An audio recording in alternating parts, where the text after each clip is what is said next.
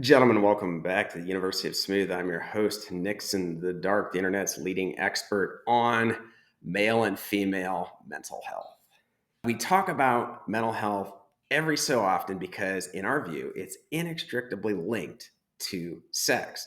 Intersexual dynamics commands that we discuss mental health because our psychology is organized around how we relate to each other.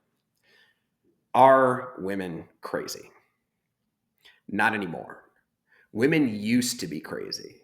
In fact, women being crazy represented normalcy in the balance between the sexes.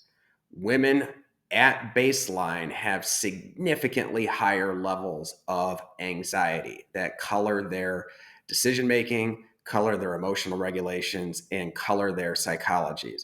This is a direct result of the fact that men have a monopoly on physical violence. If you walked around your entire life without the ability to defend yourself against violent men, should you encounter one, you think a little differently. Men, it's not like we can all defend ourselves against other men, but we have a certain level of autonomy based on our physicality that colors how we think, and that essentially our psychology evolved based on that dynamic, just like women's did.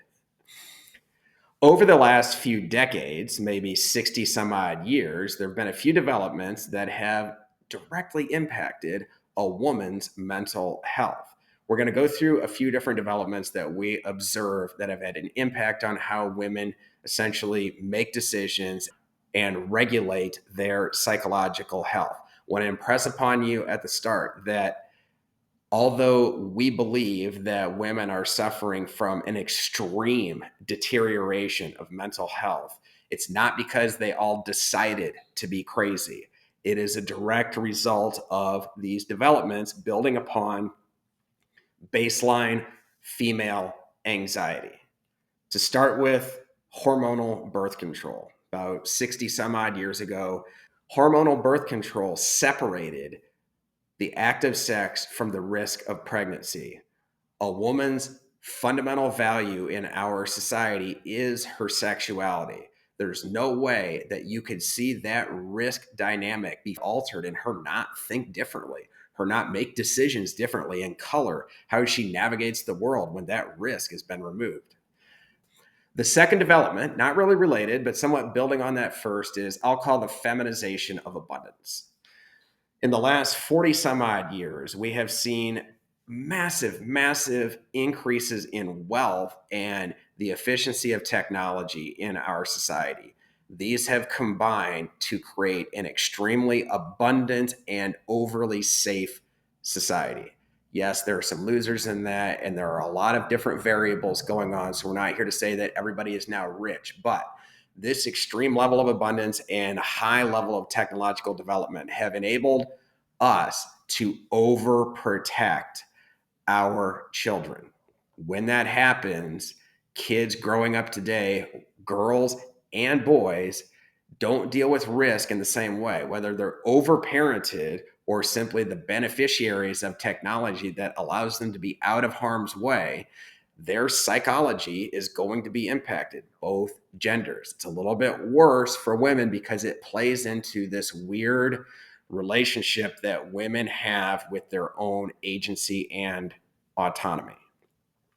Third development, and perhaps the clinch pin, the sanity hammer, the biggest factor that is causing spiraling levels of mental illness, the force multiplier that is destroying female psychology, perhaps more than anything anybody could have thought of, is social media, her phone.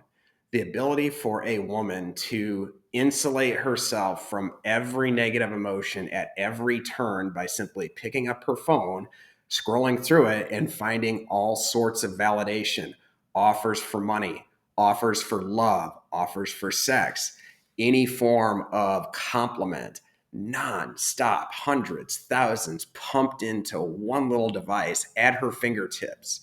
You observe life, you navigate the world.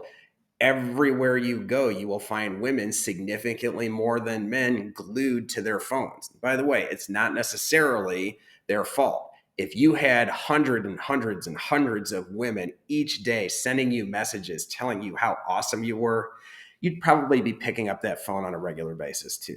So, as we've said, this is not necessarily some sort of deliberate plan, of course not, for women to go off the deep end, but it is a natural consequence of these developments and perhaps others. So, what can you do about it? Nothing. Nothing at all.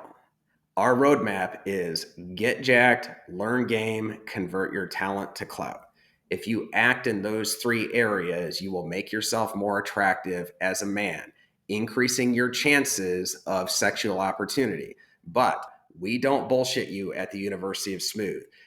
There is a fundamental limitation as to how much you can game your way through a woman having and suffering from extreme levels of mental illness, compounded levels of anxiety that are practically immobilizing women, and it's getting worse. If you try to save women from this increasing spiraling of mental health, it will only make matters worse. That's because one of the main through lines of this deteriorating female mental health has been a lack of agency. Women already have a strained relationship with agency in life. Every single one of these developments has either fundamentally altered their agency or taken it away from them further. Women, just like men, are adult human beings.